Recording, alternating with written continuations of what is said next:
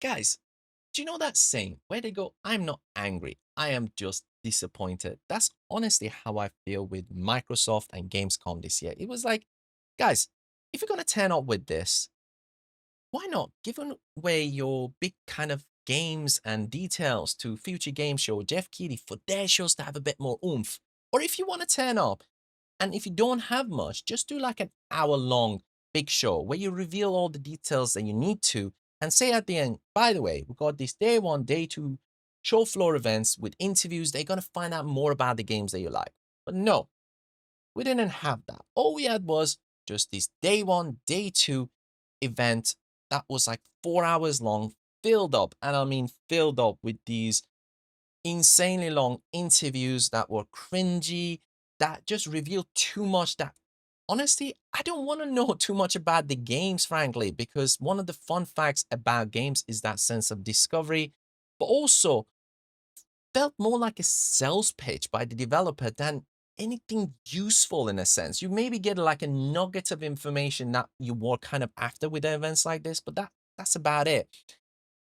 And the thing is, I would have given Microsoft a pass if at least we had some big reveals. And when I'm saying big reveals, like the new Fable getting a showcase, new Gears, new Forza, something like that. Or like the leaks with Persona 6, or maybe gameplay for Persona 4 or something, like a date or something. But none of it. And the craziest thing is, Fallout New Vegas remake is being leaked to hell for such a long time, and with the TV show new season dropping in December, it's a no-brainer to go together because of the whole Vegas setup and so on. But no, we didn't have that either. It was just like, what was that about? Like, honestly, I hope they do not continue this next year because it was just a terrible format.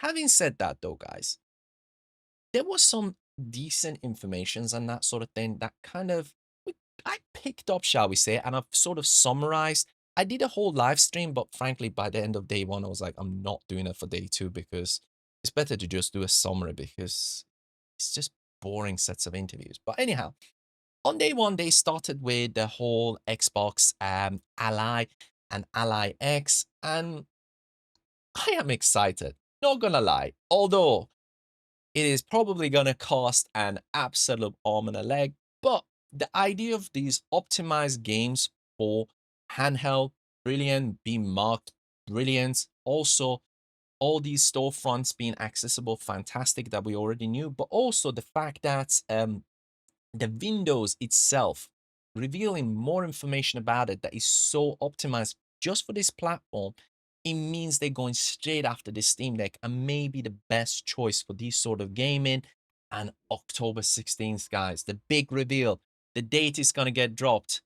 I didn't say much about the price, but I'm assuming it is going to cost to heavens. It's going to be mental. And for me, one of the highlights of day one and day two was the Rogue Prince of Persia. This side scroller, guys, being revealed with these mad sort of design, art style that I loved. And also this sort of kind of doing the wall walking and so on 2D got me proper hooked. And the big reveal, they said is today, is available part of Game Pass. I was like, whoa, wait a minute.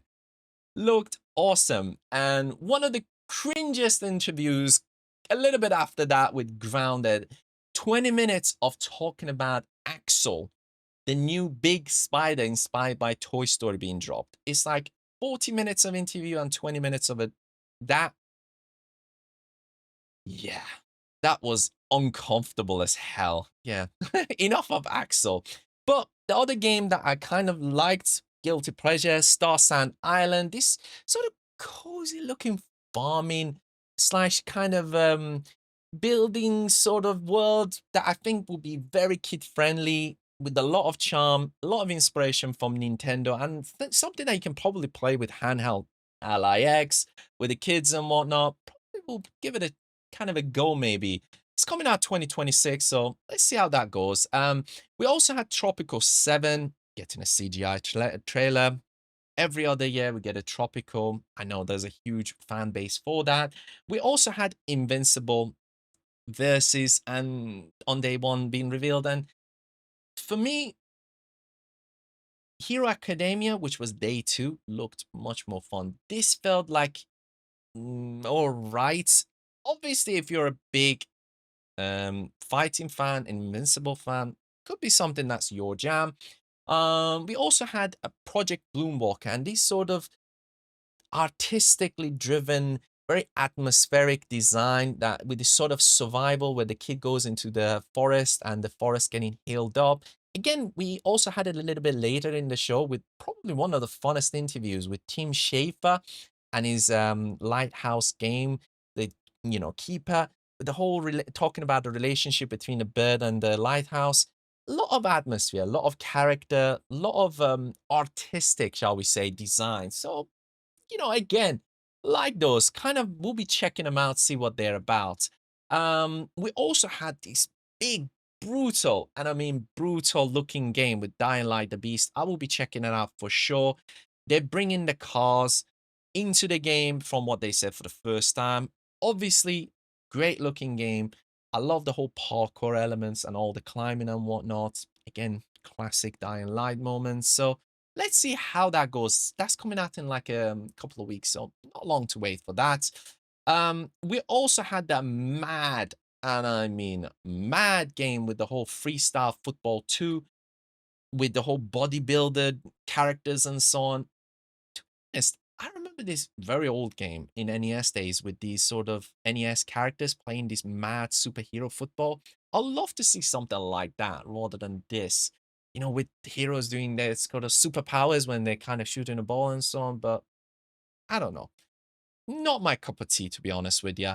We also had, again, showcases for Kronos, Indiana Jones, World of Warcraft. Again, Indiana Jones and World of Warcraft looks sick. Kronos, I think it's the cheap version of Dead Space for me, anyways.